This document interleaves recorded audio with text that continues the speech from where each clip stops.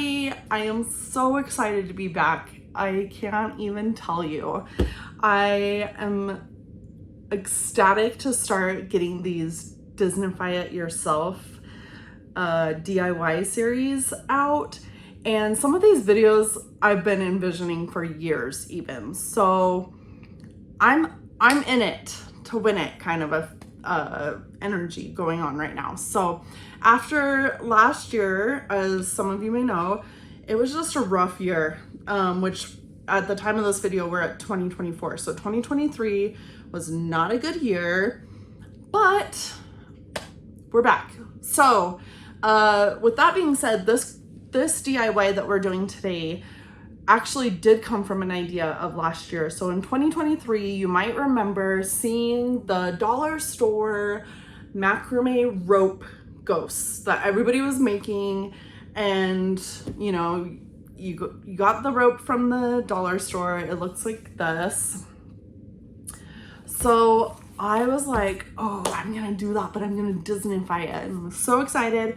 It was kind of like my try to get a little spark back after surgery and all the chaos that happened with last year. And then anyway, it did not happen because I was recording it. I still have some of the footage and I ran out of rope, and I was like, no problem, I'll go get some more. And out of stock. Every store was out of stock in the valley. I went and tried to find it. I was having Darren, you know, stop at different ones on his route to work, and lo and behold, no macrame rope from the dollar store until the following spring. Yes, I kept looking because I had this project like halfway done and it didn't happen. And I was just like, screw it, screw this whole year, I'm out. So anyway, I'm excited to actually get it going because it actually ended up being better. So I found the same type of rope on Amazon. So I will link all the links will be available in the description below. And I decided to go with a true white because they also have additional colors. And I was so excited because look at this. I am not running out. And not only that, but I'm gonna be able to make a couple of options. So with that being said, I'm so excited. Oh, and the other thing is, yes, it's not from the dollar store. However, it wasn't that much more to just get this full roll of it and be able to make multiples and know I'm not gonna run out. And also, I was spending more in gas money trying to locate all this whatever's rope from the dollar store. So I'm excited. There's also so many different colors that we can use, and so I have other ideas that I want to try with some of those other colors as well. So with that being said, let's get started. We'll need a glue gun, crafting scissors, sharp sewing scissors, a razor blade, and a pencil. Now, I used a 8 1/4 inch plate and 4-inch coasters, but you could use anything size-wise that you want it to be. And then macrame rope, I used 10 millimeter. This could also vary depending on the size that you're doing, but this is what worked for me with those sizes. And then a white foam board. And then this is where I realized I forgot to show you the foam or felt, and I used a glitter one. So now we will trace our template onto the foam board, and I'm just kind of eyeballing it. I like to put it up against the edge so I'm not wasting, so I have enough to do other things with the product that we're using. So you do not need to do the full circle, just half.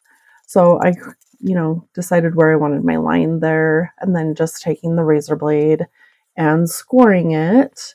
Mine did not go all the way through, so I did have to do a little cutting and getting that all the way out. And then, yeah, so I like to cut down so I'm not trying to do that big, huge foam board.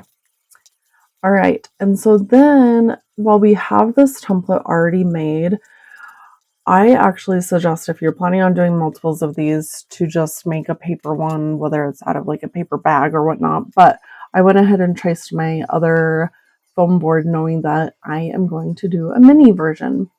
So now I am just taking the rope and going around the outside edge first. And with this being said, I do kind of twist the rope as I go because it just naturally unravels as you're working with it. So make sure to get that edge completely covered and taking it all the way around. All right, so we'll follow that outside edge and going around the ear until it closes off. So you'll kind of see that here in a second. Also, I brought the camera angle out a little bit, realizing that you couldn't see the ends. So also make sure to determine how long you want that on that first go around. Okay, so once you get that closed edge, this is where we will go in to do the ear. And I just get a good glob of glue in there and then push the ends after I've twisted them, making sure that they all get glued in and it stays in nicely. Taking that around, I'm just gonna circle it around like a cinnamon roll, making sure to get a lot of good glue in there because you do kind of manipulate it a little bit as you go, which is nice. So yeah, lots of glue in there and then twist it. And I pushed down the ends first and then just kind of shaped it around. You can kind of see me doing that and just filling in any little spots. You can kind of loosen the rope a little bit or just, you know, kind of pull out little edges if there's a spot that did not get completely covered. So now we're just going to continue into that rainbow shape and following in until you get to your last one, and then just kind of make sure that everything is tucked in. If there's any little fibers sticking out, you can take a little glue. I actually did use a skewer stick or even like a cuticle stick.